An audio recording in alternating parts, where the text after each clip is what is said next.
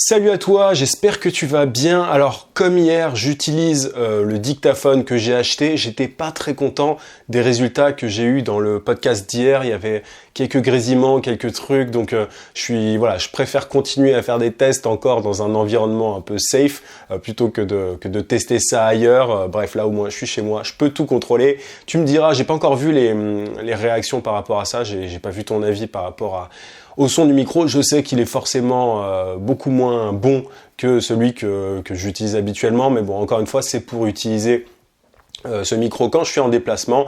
Après, je vais vite revenir à mon micro habituel. C'est dingue, hein, c'est là que tu te rends compte de la qualité des micros comme ça avec une carte son. D'habitude, enfin, avant, je m'en serais pas forcément rendu compte. Et là, le micro que j'utilise habituellement pour le podcast est tellement dingue que là, la différence, elle se voit quand même pas mal. Bref, n'hésite pas à me dire, je vais essayer d'améliorer ça. Je pense que le micro, il frottait pas mal contre le t-shirt et tout. J'ai essayé d'améliorer ça, mais je suis pas sûr que ça fonctionne. Bref, on verra aussi si tu entends la pluie. Bref, c'est un nouveau test, tout simplement. Alors aujourd'hui, je voulais te parler de la raison pour laquelle je refuse 95 voire 99% des missions. Je pourrais pas vraiment dire, enfin c'est la majorité, la quasi-totalité des trucs qu'on me propose en freelance. Je les refuse. C'est pas une question de caprice ou c'est pas juste un kiff personnel, c'est pas juste histoire de refuser. Il y a des raisons à ça. Au départ, forcément, j'étais pas du tout dans cette situation-là, tu vois, je me permettais pas de refuser des missions. Moi aussi, je cravachais sur LinkedIn, je t'en ai déjà parlé sur le podcast ou dans les vidéos YouTube. Moi aussi, j'envoyais un paquet de messages sur Twitter, j'envoyais un paquet de messages sur LinkedIn, des emails, etc. Mais aujourd'hui, j'ai plus vraiment besoin de prospecter. Je te conseille, toi, de continuer à prospecter, mais il y a un moment, c'est plutôt les missions qui viennent à toi plutôt que l'inverse. Et moi, c'est mon cas, notamment via mon réseau, via LinkedIn, via la chaîne YouTube aussi. J'ai des gens qui me découvrent grâce à ça. Bref, il y a tout un tas de trucs qui me ramènent des clients et des missions. Et la plupart du temps, je refuse. Alors, l'argument que j'ai pour refuser des missions, la plupart du temps, c'est j'ai pas le temps. Alors tu sais, si tu suis le podcast régulièrement, que j'aime bien parler de temps. J'ai déjà fait une formation là-dessus d'ailleurs sur la gestion du temps. C'est pas vrai en soi, je dois l'avouer, j'ai le temps. C'est juste que je n'ai pas de temps à accorder à la mission en question. J'estime que mon temps a une certaine valeur et que j'ai pas envie la mission en question qu'on propose, les missions en question qu'on propose, j'ai pas envie qu'elles empiètent sur ce temps parce que je considère que le temps libre que j'ai ou que ce que j'ai à faire est plus important que l'argent que je vais gagner grâce à ces missions. Alors encore une fois, ça n'a pas toujours été le cas au début, et je te conseille pas forcément de refuser les missions au départ, je vais y revenir, mais en tout cas, aujourd'hui, moi, c'est vraiment important pour moi de refuser des trucs, et je vais t'expliquer pourquoi. Donc l'argument c'est ça, c'est que j'ai pas le temps. Il y a la réponse officielle et la réponse officieuse. La réponse officieuse, c'est que j'ai pas envie d'accorder de temps à ça surtout. C'est plus ça le truc. Mais alors, la raison pour laquelle je refuse ces missions, c'est parce que j'ai pas envie d'accorder de temps à ça. Parce que il y a une autre raison encore plus, qui est un cran au-dessus.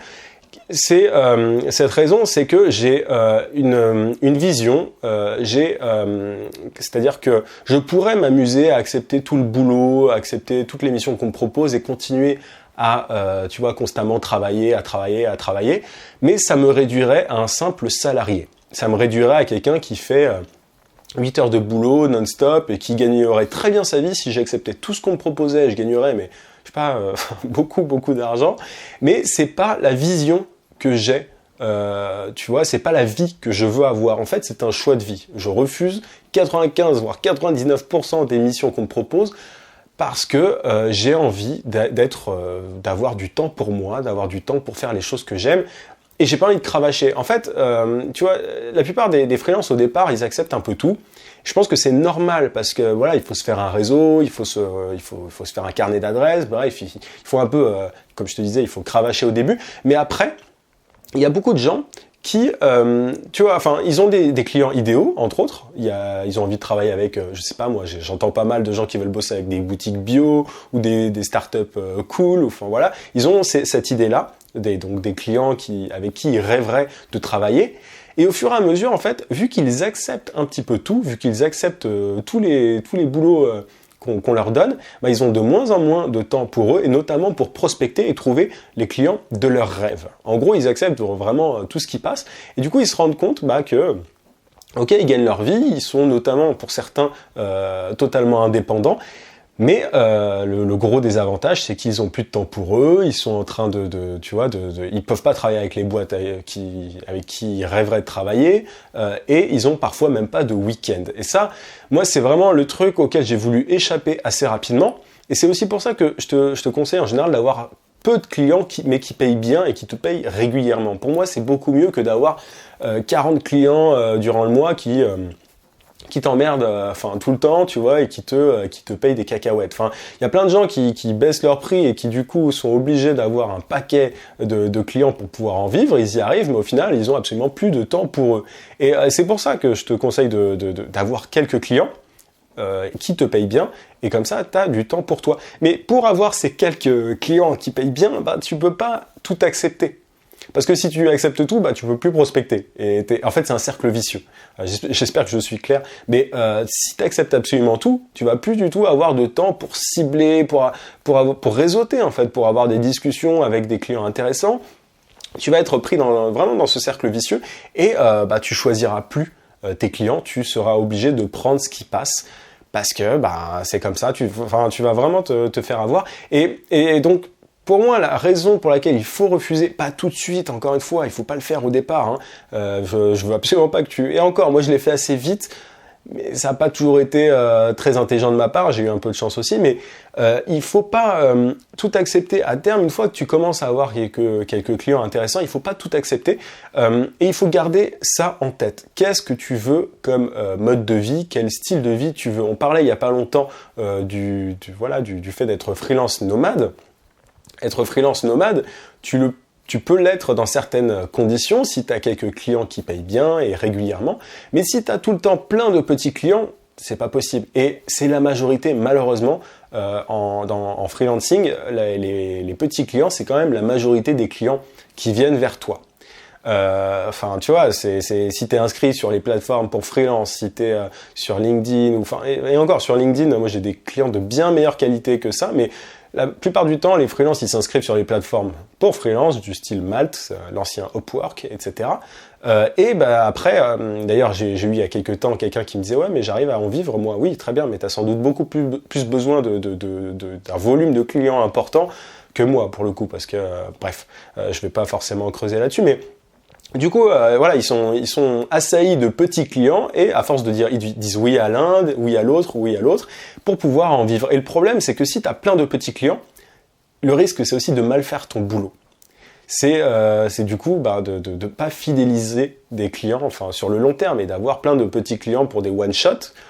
Tu vas gagner un petit peu d'argent à droite à gauche, mais tu vas pas pouvoir creuser la relation. Ce qui est cool quand tu refuses des missions, en fait, les missions que tu refuses, c'est celles qui te prennent du temps.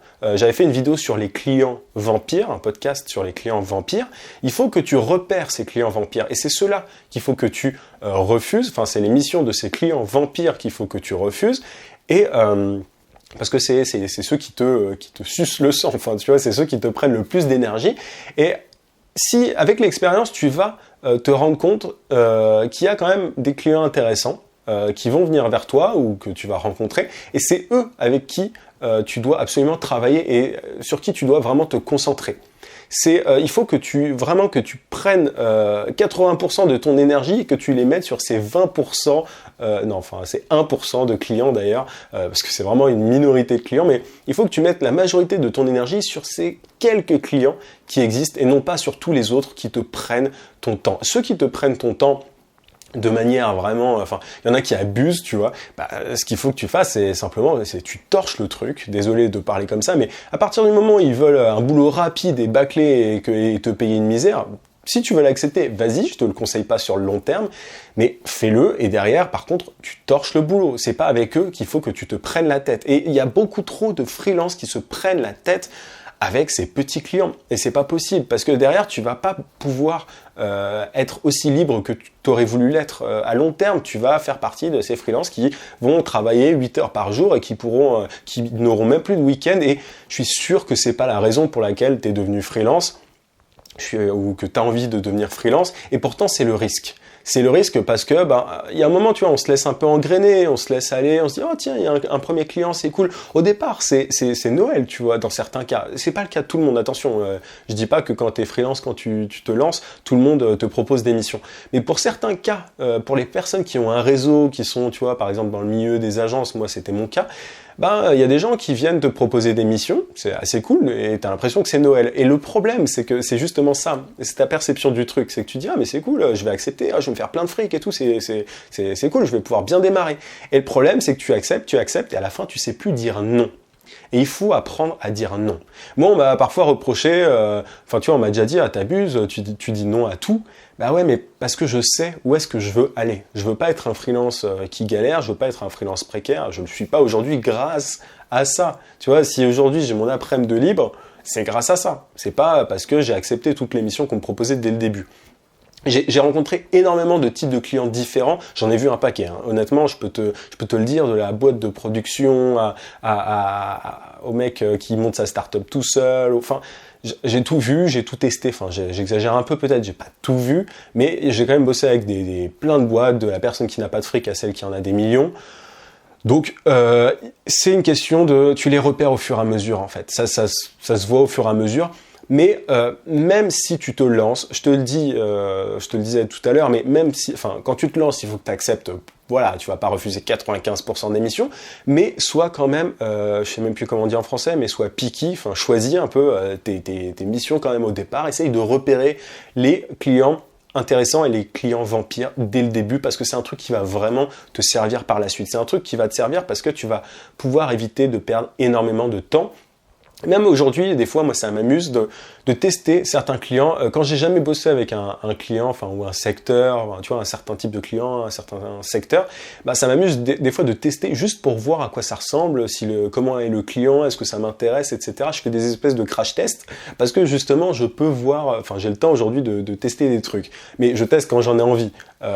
Et c'est assez intéressant de le faire, mais parce que voilà, il y a des secteurs qui sont beaucoup plus qui prennent beaucoup plus de temps, il y a des types de clients qui prennent beaucoup plus de temps. Bref, tout ça, tu vas le voir au fur et à mesure de ton expérience, mais n'accepte pas tout par principe, tu vois. Tu peux pas, même si au début t'en vis pas du freelancing, essaye de refuser de l'argent. Je sais que c'est pas évident à dire, je sais que tout le monde ne peut pas être dans cette situation-là. Au début, forcément, tu vas devoir accepter des trucs qui ne te plaisent pas ou qui te prennent du temps, etc.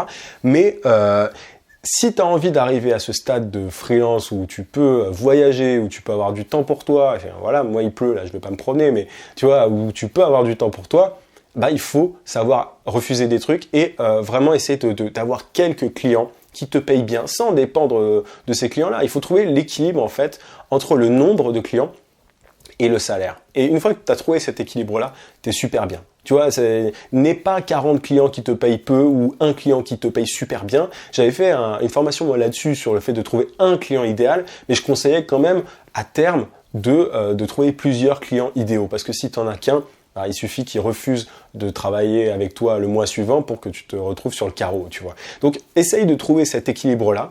N'accepte pas tout, ne dis pas non à tout au début, mais à terme, essaye vraiment d'être celui qui choisit, en fait. D'être celui qui choisit plus que celui ou celle qui est choisi.